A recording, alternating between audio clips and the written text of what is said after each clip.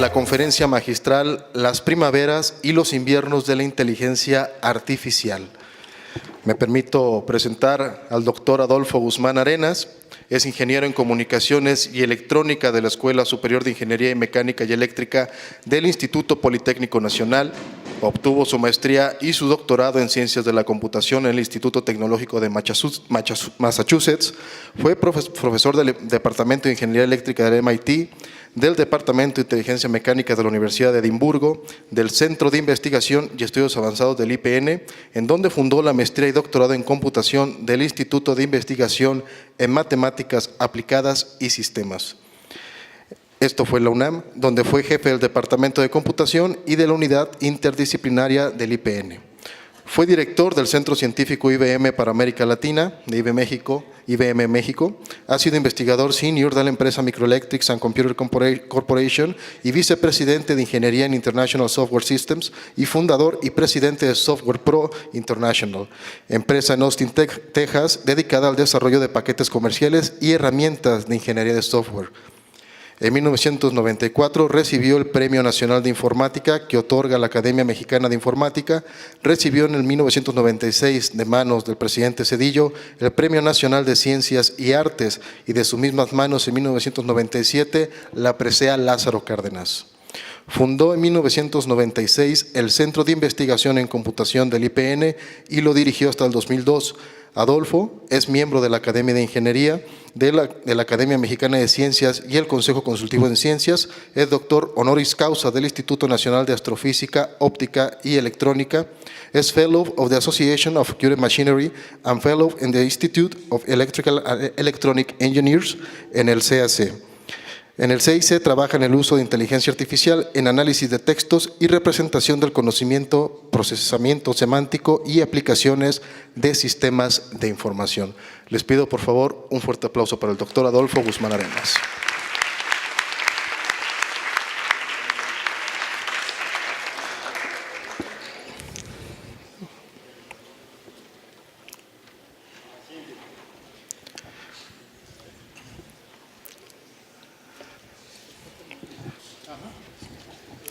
Una vez lista, le cedo el uso de la voz.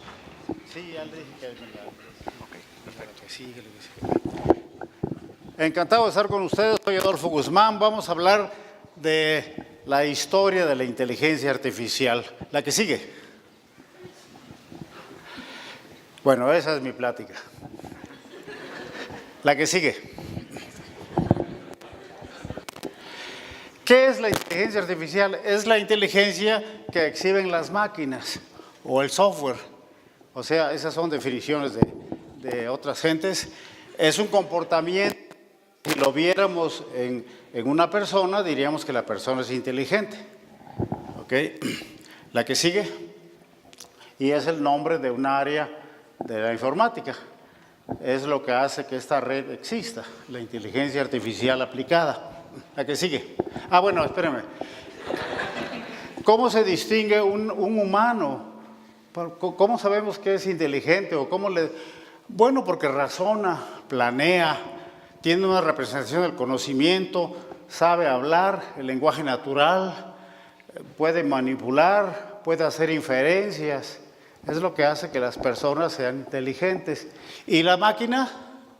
¿La que sigue? Lo mismo. Si una máquina exhibe esos comportamientos o parte de ellos, pues diríamos que es inteligente. La que sigue. Miren, estas gentes, por ejemplo, Descartes decía, todo pensamiento puede sistematizarse. O sea, si podemos plantear formalmente un problema, lo podemos resolver. Era lo que pensaba este hombre. La que sigue. Y luego David Hilbert, ya es un matemático alemán, ya murió, dice, ¿será posible? Entonces, él se pensaba que todo lo que, si el problema está bien planteado, es cuestión de tiempo para que alguien listo lo resuelva. La que sigue. No, dice Gödel, hay cosas que se pueden plantear bien, pero que nadie las va a poder resolver. O sea, están más allá de la solución que puede dar una máquina que tenga memoria finita. Entonces, hay problemas insolubles. Bueno, está bien, pero todo lo demás lo podemos resolver. O sea, hay cosas que no podemos resolver, bueno, dejemos esas a un lado. La que sigue, miren, comenzó la computación con Turing, la que sigue. Von Neumann fue el que inventó la computadora de programa almacenado, y John McCarthy inventó el término en el 55, y en el 56 se fundó nuestra ciencia, nuestra rama de la computación, la que sigue.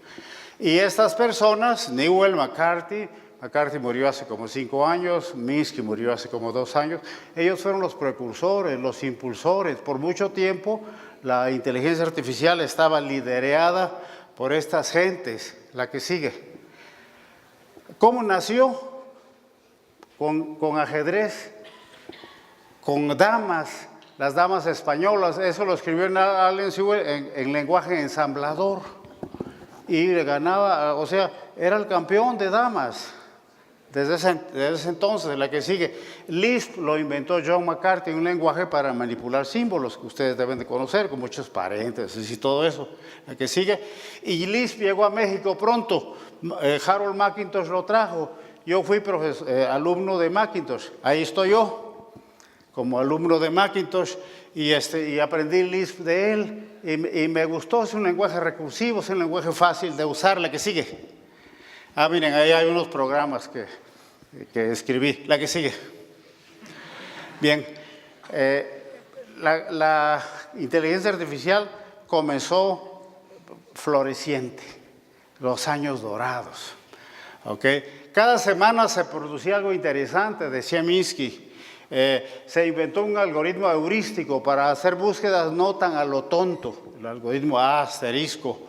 Y luego Newell y Simon, dos personas de la Universidad de Carnegie Mellon, dijeron, oye, vamos a hacer un programa que resuelva cualquier problema. El General Problem Solver, el solucionador general de problemas. Bueno, son ideas.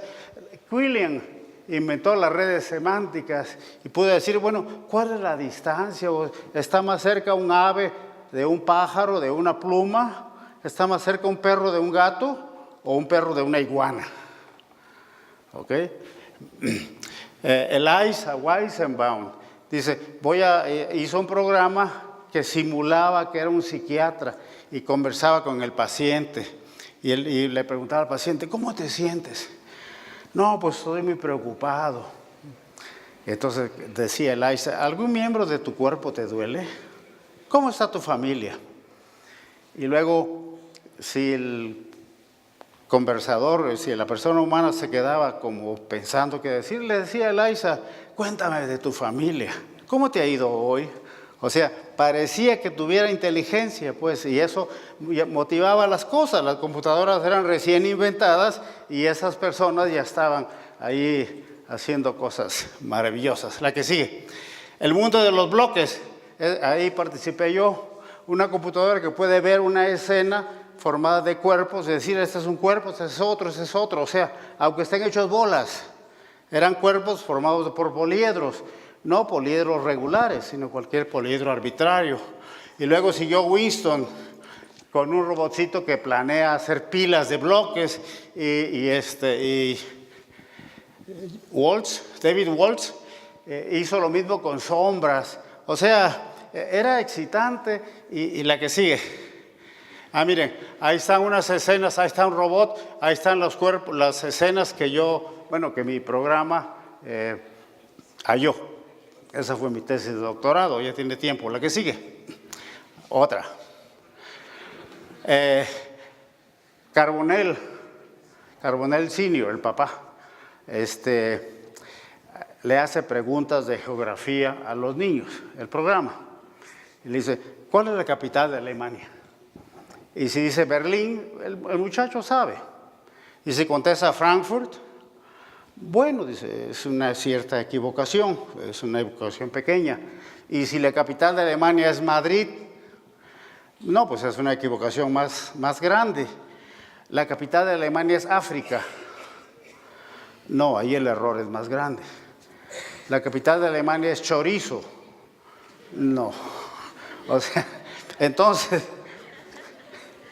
según el tipo de respuesta que me des, sé por dónde fallas y sé qué cosas decirte, pues. Si la capital de Alemania es chorizo, entonces tengo que decirte, no, mira, la capital es una ciudad, etcétera, ¿ok? Bueno, Meissen fue un sistema de uso clínico para diagnosticar infecciones. Y luego Minsky inventó los frames. Dice, miren, no se hagan bolas. En un restaurante es como una obra de teatro, ¿ok? Hay una persona que se llama comensal, hay un mesero, hay un cajero, hay un cocinero.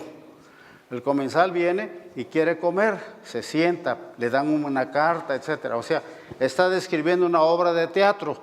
Por consiguiente, si estamos en un teatro, en una escena teatral, digo, en un restaurante, espérense, o sea, si hablan del cocinero, ¿por qué hablan del cocinero? Bueno, porque pues es un restaurante, o sea, está dando contexto a los micromundos. Esa era la idea de Minsky. Publicó un artículo muy interesante. Ok, la que sigue.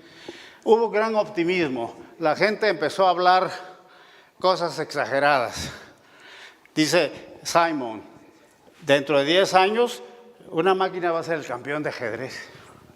Y va a demostrar un teorema matemático que no se conocía antes.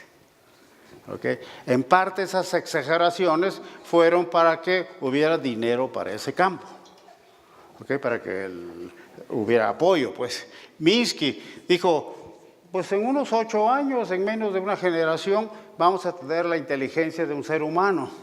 Es más, yo trabajé en 1966 en un proyecto que se llamaba The Vision Group, el grupo de visión. Y nuestra meta era, en ese verano, en 3 meses, resolver el problema de la visión.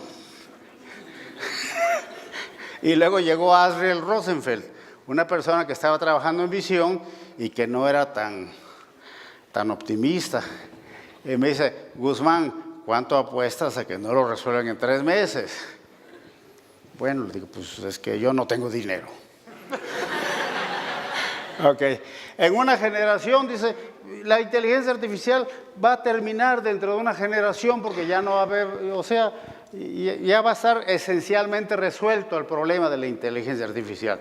Eran grandes exageraciones motivadas por el rápido desarrollo al principio. La que sigue. Pero no se cumplieron.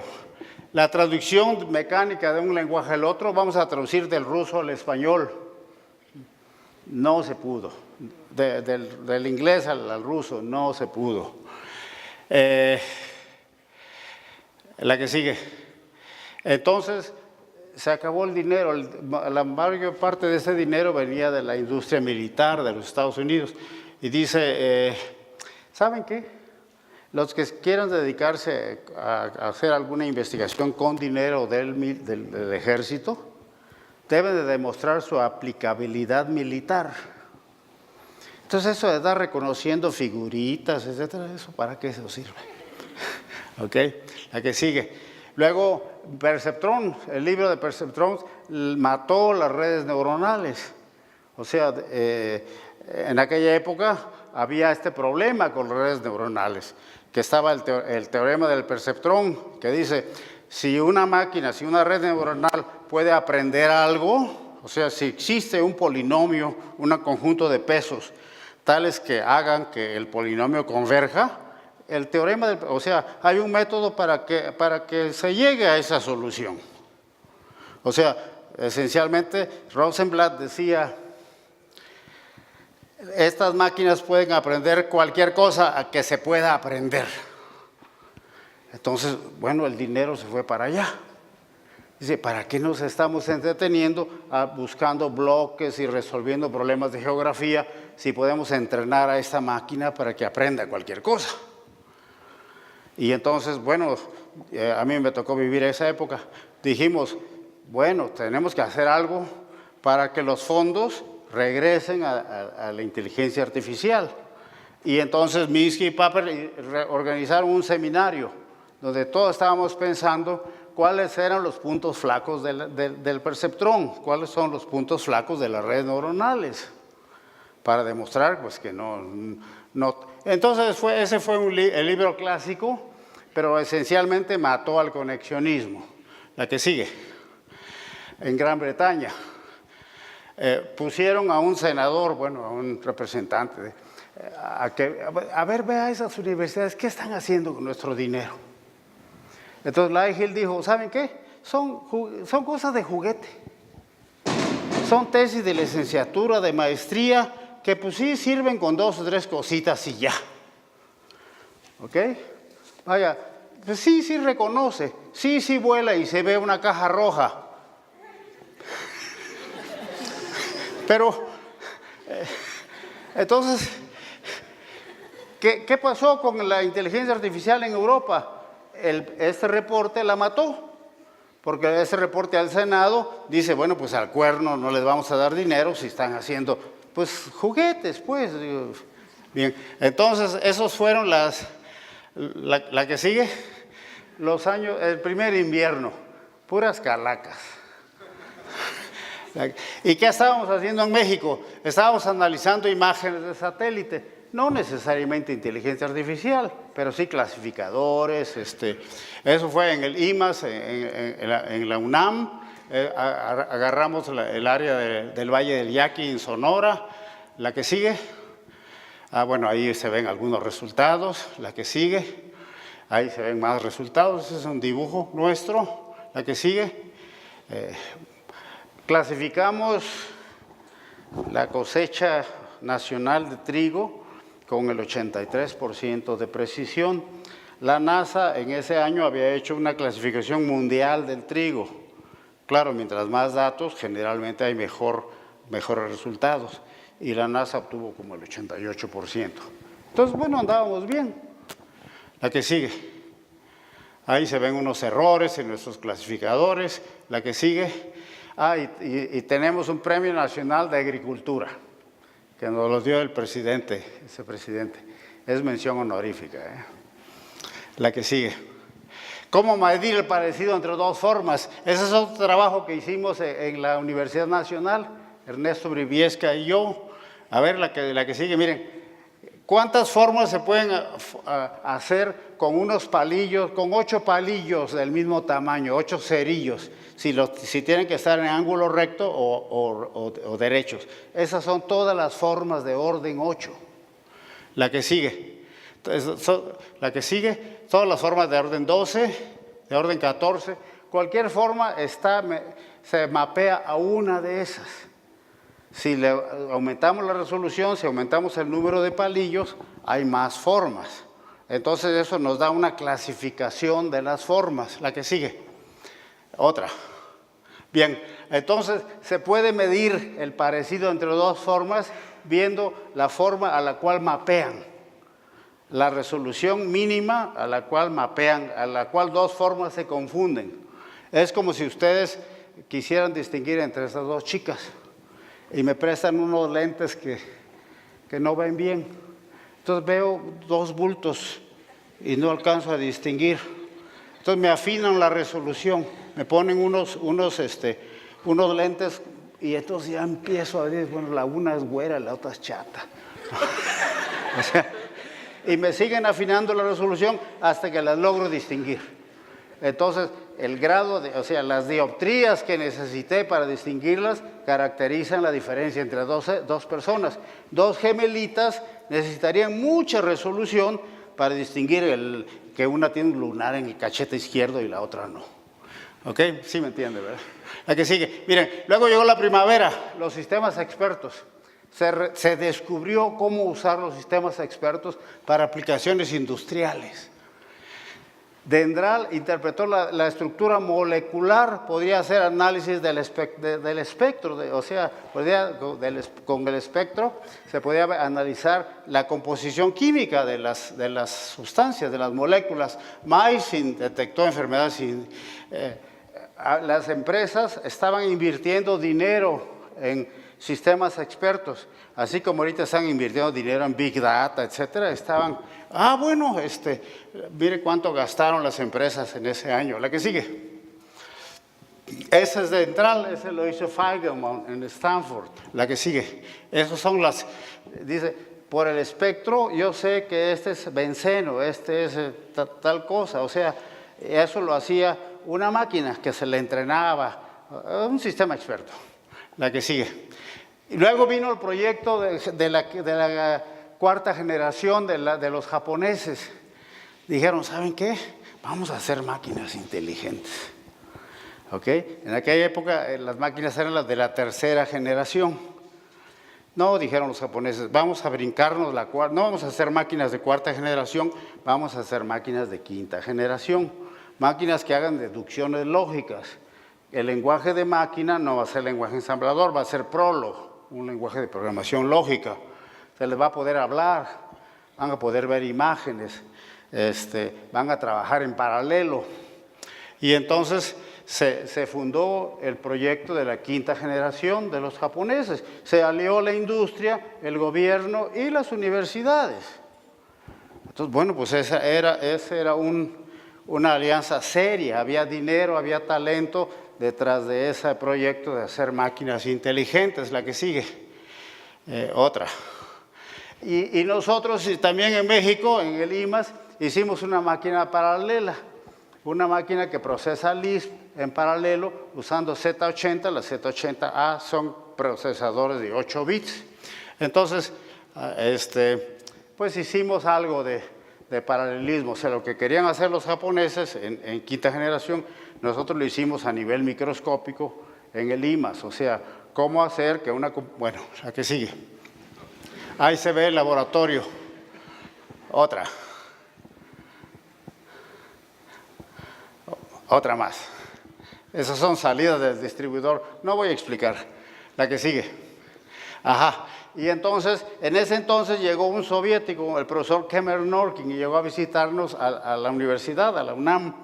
Y dice, oye Guzmán, la máquina que ustedes están haciendo está muy interesante. ¿La podemos copiar? Entonces le pregunté al director del IMAS, Tomás Garza. Le digo, Tomás, ¿cómo ves si les damos nuestra tecnología? ¿Tú qué opinas, Adolfo? Bueno, yo creo que la probabilidad de que nosotros construyamos un montón de máquinas y les vendamos a los rusos nuestras máquinas es baja. La probabilidad de que ellos construyan un montón de máquinas y nos vendan nuestro propio invento también es baja. Entonces vamos a colaborar con ellos. Y entonces me invitaron al Instituto de Ciencias de Control. Este instituto es famoso en la Unión Soviética por el control, no por la computación. También se les gastan. Bien, la que sigue. Y esa fue la computadora que teníamos que convertir para que se pareciera a la computadora mexicana. Era una máquina grande con 32 procesadores, ahí se ven varios de ellos. ¿Ok? Y entonces, bueno, dijimos, fui con otro chico de la UNAM, se llama Miguel Gerso. Fuimos los dos en el verano, en el invierno no vamos a ir a Rusia. Y empezamos a trabajar. La que sigue. Bueno, pero ¿qué pasó con aquel proyecto? ¿Cómo andamos de tiempo? ¿Todo bien? Bueno. ¿Se están aburriendo? ¿Va bien? Okay. La anterior, ¿se puede? Ajá. Miren, esta máquina es del tipo Single Instruction Multiple Data. Quiere decir que todas las máquinas, son 32 máquinas, cada quien hace la misma instrucción. Imagínense un grupo de bailarinas que cuando uno levanta la pierna, todas la levantan. ¿Ok?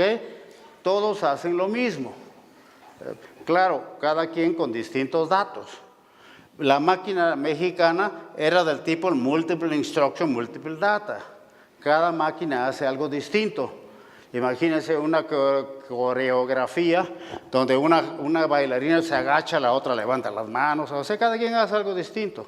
Entonces, ¿cómo podemos modificar esa máquina para que cada quien haga algo distinto si nacieron haciendo todo lo mismo? ¿Ok?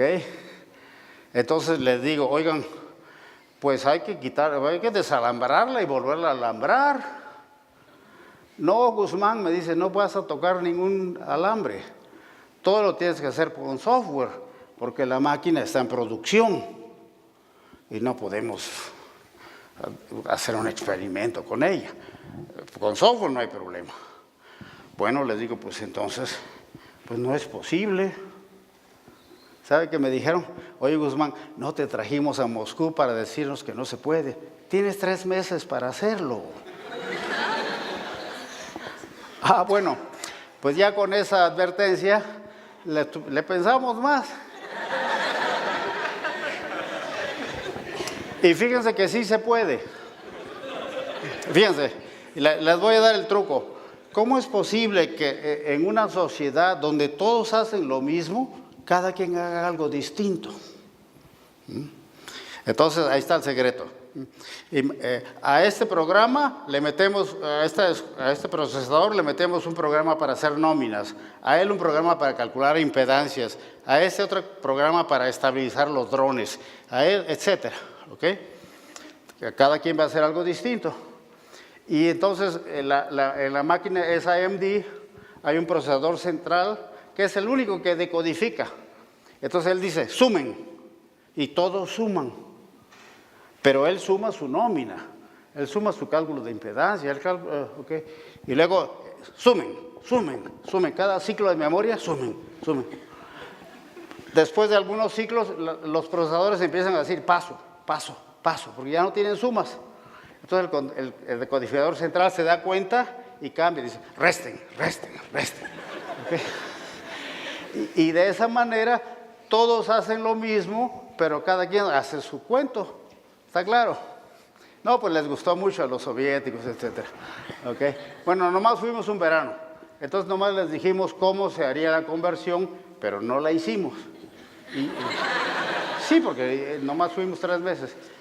Y ellos se quedaron con la tarea de hacerlo, me imagino que tampoco la hicieron. Pero bueno, la que sigue. Y luego los Estados Unidos reaccionaron al reto japonés. Dice, oye, esos japoneses dicen que van a hacer algo, ¿no? Pues sí lo van a hacer, ¿eh? O sea, ya sabemos cómo se las gastan esos cuates, ¿no? Entonces, ¿qué hacemos? Más vale que nosotros hagamos un consorcio para hacer máquinas paralelas, para hacer máquinas inteligentes, porque si no, en el Pacífico hay una isla que nos va a comer el mandado. Entonces se formó Microelectronics and Computer Corporation en Austin, Texas. Y Miguel Gerso, que había ido a la Unión Soviética conmigo, porque todavía era Unión Soviética, fue a dar una plática ahí y le dijeron, oye, nosotros estamos interesados, o sea, una de nuestras ideas, la división de procesamiento paralelo, es hacer máquinas paralelas que procesen Lisp. Les digo, Miguel, yo conozco un mexicano que ya hizo una. Entonces, cuando regresó Mike a México, me pasó el chisme y les hablé. Total que me contrataron. Y ahora sí, dije yo, aquí hay Microelectronics, esa empresa,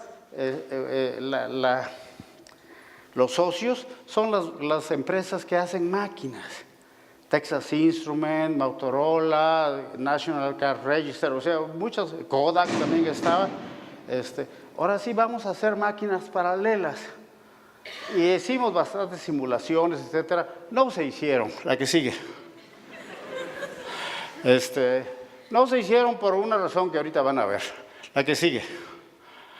Bueno, pero ahí, mientras estábamos haciendo, me interesé en el análisis de formas. Seguía yo con mi idea de ver cómo son las formas. La que sigue. Y entonces, esas son las formas que se pueden hacer si yo puedo doblar un alambre en tres direcciones. ¿Okay? Yo no puedo doblar el alambre, doblarlo para arriba, para abajo, a la izquierda o a la derecha, nada más. Entonces, con un código de base 5, yo puedo describir cualquier línea y poniendo paréntesis puedo describir árboles. La que sigue. Ahí hay más árboles. Otra. Bueno, y luego en el 82 volvieron a renacer las redes neuronales. ¿Okay? Se inventó el método de recocido simulado, simulated annealing, que nos dice cómo variar ciertos coeficientes para que las aproximaciones vayan siendo cada vez menores. Bien, y se inventaron máquinas de Lisp. En el MIT se inventó una máquina de Lisp, luego dos de mis compañeros, amigos, hicieron sus empresas, la Lambda Machines y la Symbolics. Estas fueron máquinas comerciales. Inclusive cuando yo estaba trabajando en MCC, estábamos usando máquinas Lambda y máquinas Symbolics. También la HR en México se hizo una máquina paralela, en Moscú se hizo una máquina paralela, en Japón estaban haciendo el proyecto de máquinas paralelas de la quinta generación. ¿Y dónde fueron a parar todas esas máquinas? La que sigue. Miren, ahí está la máquina Lambda, la que sigue. Ahí está la máquina Symbolics, la que sigue. Se colapsaron. Miren, los sistemas expertos son difíciles de mantener, están basados en reglas, pero si hay muchas reglas, las reglas empiezan a estorbarse.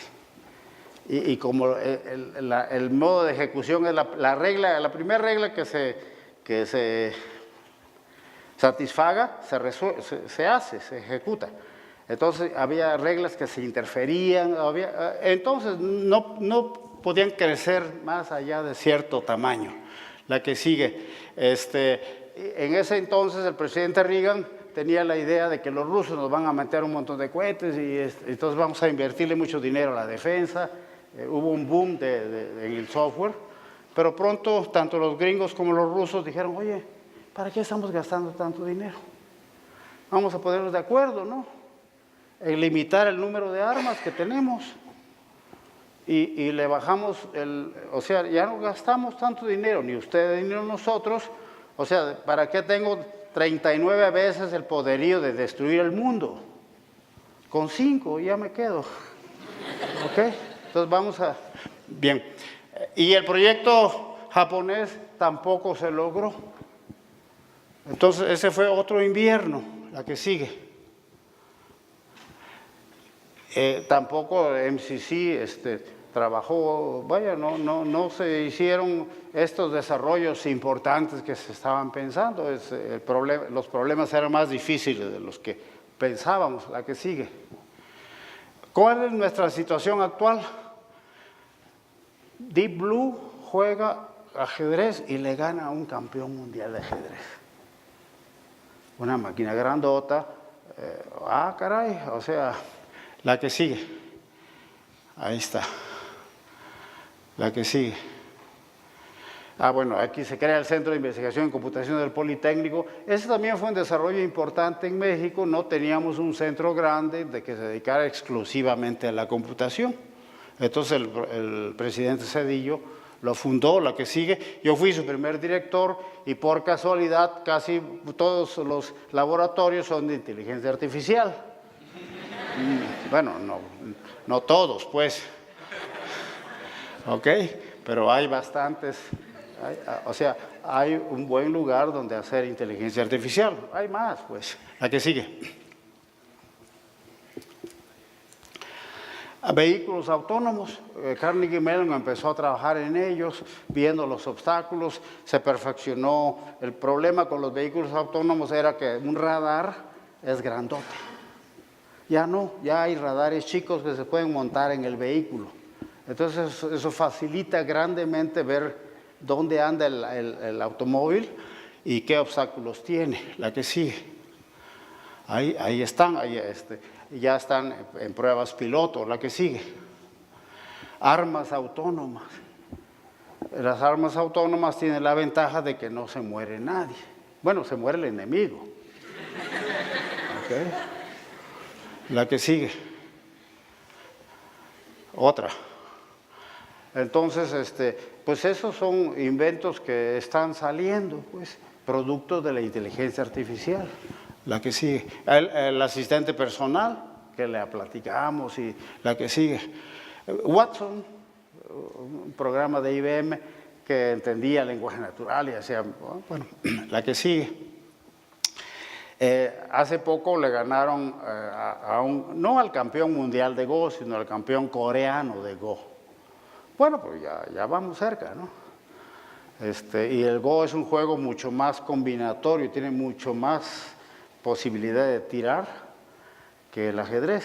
Ya con el ajedrez es suficiente. Entonces, ahí está Lee Sedol y lo derrotaron. La que sigue. Ajá. Entonces, creo que estamos en un renacimiento de la inteligencia artificial. Creo que estamos en la tercera primavera. Pero vean ustedes cómo esta ciencia va en ciclos. O sea, primero hay poco apoyo, hay desarrollos importantes, hay bastante apoyo, patrocinio, dinero. Luego la gente comienza a exagerar, no se cumplen las promesas y baja. Okay, hasta que alguien más toca la flauta y vuelve a la que sigue. Bueno, esas son formas que vamos a brincármela. Ahorita estamos trabajando en eso, pero la que sigue. Bueno, son imágenes la que sigue. Otra. El cerebro, la que sigue.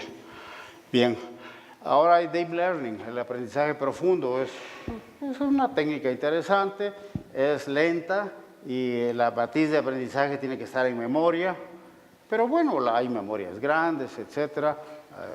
Pues es una técnica que funciona. La que sigue. Otra. Minería de datos. Quizá no sea parte de la inteligencia artificial, pero es ver qué nos dicen los datos.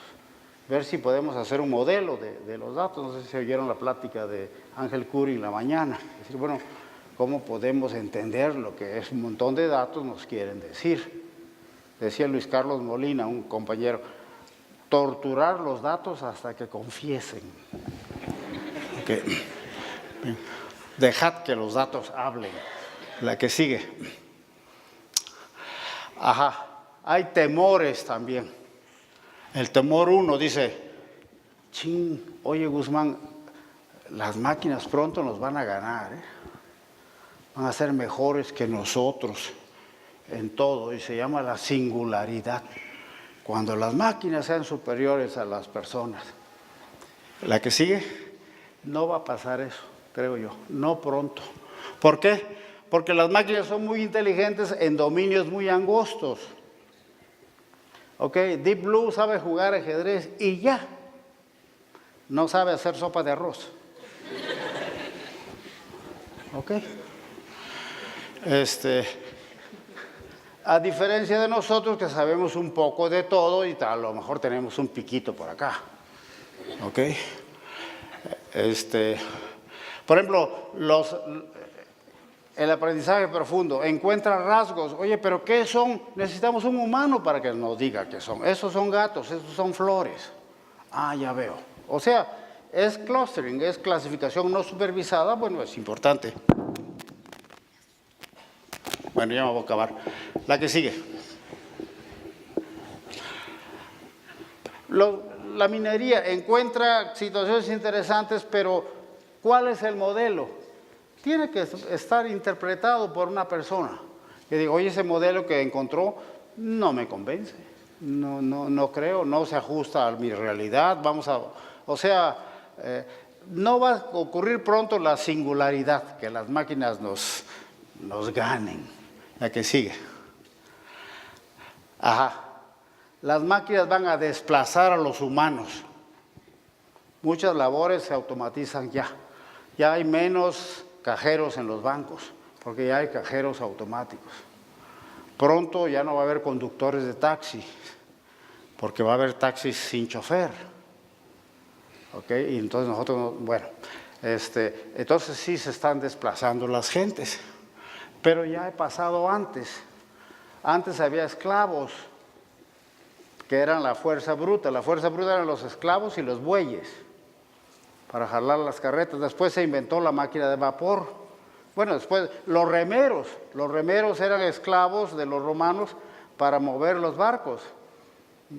Bueno, y ya se dominaba el viento y después se trabajó con la máquina de vapor y muchas profesiones se pues ya desaparecieron las profesiones, no la gente. La que sigue. La agricultura desplaza a la recolección de frutos. Ya casi no hay cazadores que vayan a cazar un venado. Ya hay crías de animales, hay crías de pollos. Oye, pero ya, sí, y todos los cazadores ya los desplazamos. ¿Okay? Ya nadie casi usa la máquina de escribir. Y todas las taquimecanógrafas ya no existen. ¿Y ahora ya se murieron? No, ahora están trabajando en otra cosa. Yo aprendí taquigrafía, Pitman. Ya no se usa. ¿Ok? Ya no hay remeros, ya no hay cargadores, ya no hay mensajeros, ya no hay telégrafos. ¿Ok? Entonces, la que sigue. Las máquinas van a seguir siendo inteligentes en labores estrechas y van a seguir necesitando de los humanos para trabajar bien, pues, y no está mal, son ayudantes útiles. La que sigue, todavía no hay que tenerles miedo. Tercer temor, la inteligencia artificial va a aumentar la brecha entre los que saben hacer inteligencia artificial y los que no saben, entre los países pobres y los países ricos. ¿Ok? Ese es un peligro real. Ustedes tienen la oportunidad de aprender inteligencia artificial o alguna otra cosa útil, o de no aprenderla. Y de eso depende si vamos a cerrar la brecha o no. Los venezolanos no nos van a venir a ayudar a cerrar la brecha. Ellos tienen sus propios problemas. ¿Ok? Decía Benito Juárez, pues, si tú no puedes hacer, no esperes que venga el vecino a ayudarte. Entonces, ese es un reto real. Entonces, por favor, lo que vayan a aprender, apréndanlo bien, porque vamos a competir no solo contra gentes inteligentes, sino contra inteligencia artificial hecho en otros lugares. Pero también aquí se cuecen habas, ¿no? También nosotros podemos hacer algo, si queremos. Bueno, ¿a qué sigue?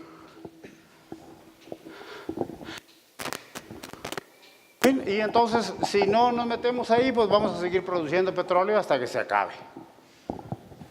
¿Ok? Vamos a seguir vendiéndoles frutas. Digo, no está mal, pero no está bien. La que sigue. Bien, ya acabé.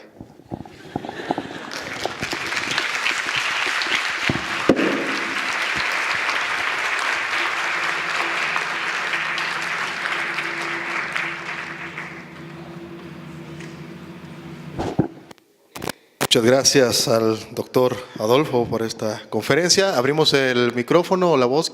Quien tenga alguna pregunta, por favor de levantar la mano para hacerlo de manera rápida.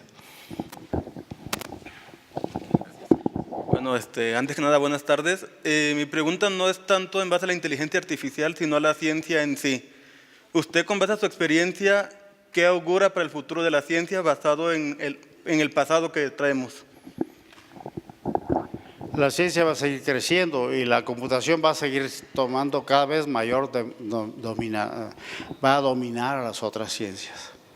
O sea, la computación al final va a ser la ciencia que reemplace a las otras ciencias. ¿Okay? Ya reemplazó a la ortografía, ¿no? Ya la computadora corrige faltas de ortografía, ya reemplazó el dibujo. Ya casi todo se hace con la computadora. O sea, la ciencia va a seguir. Y bueno, pues o nos trepamos a ese tren o nos quedamos abajo.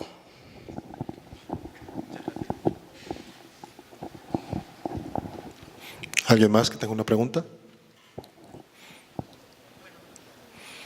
¿No? Bueno, entonces, pues gracias, doctor, por esta conferencia. Me gustaría invitar a la doctora Egla aquí al frente y al doctor Miguel Mora que nos acompañen también para despedir a nuestro conferencista. De este lado, por favor. Y tenemos también un breve obsequio para el doctor. Me permito dejar el micrófono al doctor Miguel Mora. Doctor Guzmán Arenas, tenemos una placa conmemorativa del seminario. Muchas gracias. De nada. Y unos dulces típicos aquí de Lagos de Moreno, unos jamoncillos y dulces de leche. Bueno, Y bueno, le entregamos también la constancia por impartir la conferencia magistral Las primaveras y los inviernos de la inteligencia artificial durante las actividades del 5º Seminario Nacional de Aprendizaje e Inteligencia Computacional y la 4ª Escuela Nacional de Aprendizaje e Inteligencia Computacional. La firma nuestro señor rector, el doctor Aristarco Regalado Pinedo, nuestra secretaria académico, la doctora Rebeca Vanessa García Corzo, y el secretario administrativo, el licenciado Carlos Palafox Velasco. Muchas gracias, doctor. gracias a usted.